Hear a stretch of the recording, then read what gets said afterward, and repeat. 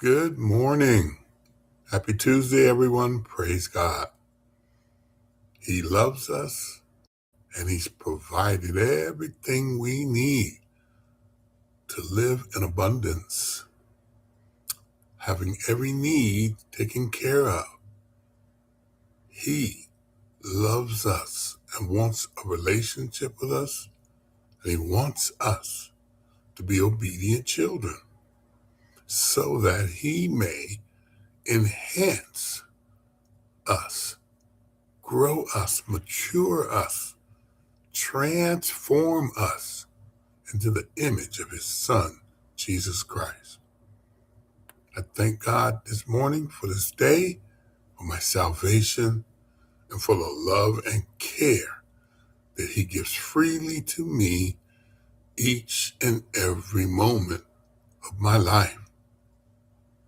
So this morning's daily devotional is titled The Sacred Shewbread, and it's in the book of Leviticus, chapter 24, verses 5 through 9.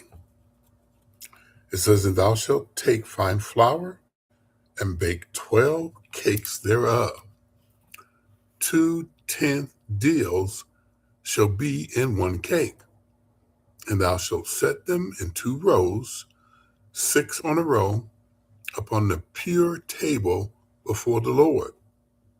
And thou shalt put pure frankincense upon each row, that it may be on the bread for a memorial, even in an offering made by fire unto the Lord. Every Sabbath he shall set it in order before the Lord continually, being taken from the children of Israel by an everlasting covenant. And it shall be Aaron's and his sons, and they shall eat it in the holy place, for it is most holy unto him. Of the offerings of the Lord made by fire, by a perpetual statute." God has things in our lives that He has us do in order to teach us and remind us of the covenant that we have with Him. Going to church, praying, the things that He has given us in His Word to do help us focus on Him, because the enemy is trying to distract us. Our flesh is trying to distract us from the things of God. So these things that we do allow us to observe spiritual things, spiritual necessities, so that we walk in strength and power. Okay, section 2, recognize the source of life, crisis of belief. And our reference is John chapter 6, verses 28 through 33. It says, "Then said they unto him, What shall we do, that we might work the works of God? Jesus answered and said unto them, This is the work of God, that ye believe on him whom he has sent. They said therefore unto him, What sign showeth thou then, that we may see and believe thee? What doeth thou work? Our fathers did eat manna in the desert, and it is written, He gave them bread from heaven to eat. Then Jesus said unto them, Verily, verily, I say unto you, Moses gave you not that bread from heaven, but my Father giveth you the true bread from heaven. For the bread of God is he which cometh down from heaven and giveth life unto the world. At first, Jesus' direct teaching does not elicit rejection or affirmation, but curiosity. They listened carefully to Jesus' emphasis on the right type of work. Then they pressed him with a specific question. What must we do to do the works God requires?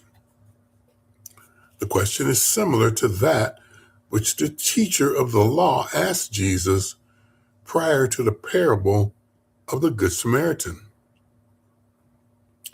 And who is my neighbor? In Luke 10:29. Jesus was pleased to answer the question directly. Jesus responds with a challenge. The work of God is this, to believe in the one he has sent, immediately bringing about a crisis of faith and decision. Throughout John's gospel, belief is a key theme and vocabulary word. The Greek word is the verb form of faith, so that in Paul it is often translated have faith in or put faith in. The crowds are challenged to put their faith in a specific person. The crowd's response in verse 30 reminds us of the Pharisee in Matthew 12:38, Mark 8 verses 11 and 12, and Luke 11:29. In John 2:18, the temple administrators demand a miraculous sign to prove Jesus is right to cleanse the premises. Here, the question is repeated, only with more urgency. This crowd does not ask for a miraculous sign so much as they demand one. They ask specifically what kind of sign Jesus will provide. They even give him an example. They assume he will automatically comply. When Jesus fed them in the wilderness, they were reminded of the manna of Moses, so they suggested a similar miraculous sign. What now will he do to convince them that he is worthy of belief? Jesus uses the crowd's own words against them. They have been focusing on Moses, not God. The manna of Moses is no longer in view in the light of the activity of the Father. They should not be concerned about physical bread, but heavenly bread. This bread is among them and is not full of wheat, but of life. It is far more important than manna ever was. The age of manna is done. There's an insert here titled Need versus Want. It says the gospel, which they so greatly needed, they would not have. The miracles which Jesus did not always choose to give. They eagerly demanded. That was written by Charles Spurgeon. Let me read that again. The gospel, which they so greatly needed, they would not have. The miracles which Jesus did not always choose to give, they eagerly demanded. They wanted physical signs. They wouldn't listen to the words. Sometimes we have to learn the hard way. We have to go through the wrong thing in order to understand that it's wrong. That's sad because it's painful. Section 2b, a gracious offering. John 6, verses 34 and 35.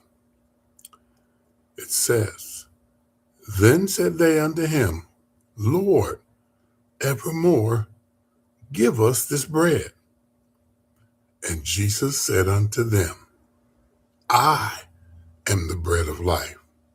He that cometh to me shall never hunger, and he that believeth on me shall never thirst. The crowd cannot contain themselves as Jesus describes a life-giving type of bread far beyond the manna of Moses.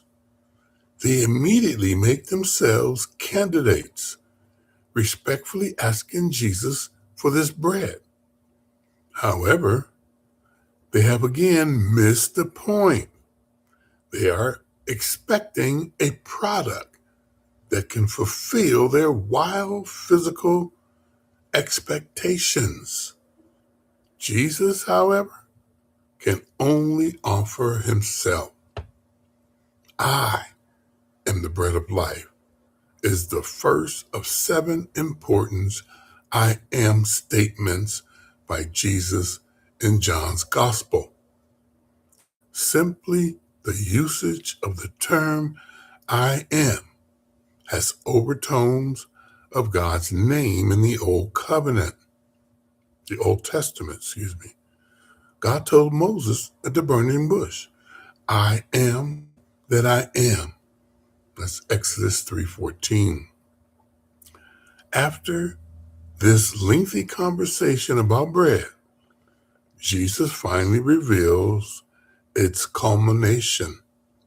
Earthly bread does not matter. He is the only bread that lasts eternally because he is the ultimate revelation of God's nature. The work that Jesus did when he came here was one of mercy. Mankind was doomed to spend eternity in hell, separated from God. No opportunity for salvation. But God wouldn't let it be. He had a plan to rescue us, to rescue mankind from its sin and eliminate that death and eternal separation from God. All is required is faith. Faith that God has given. We have nothing to do but to accept this salvation, this faith. Trust in our Creator and seek His will for our lives. Everything we do should be focused on our Creator, who is all truth and wisdom. Why walk in a lie? Walk in the light, God's light. Be filled with His Spirit and praise and worship Him for your salvation. Thank you for your time. Have a wonderful and blessed Tuesday.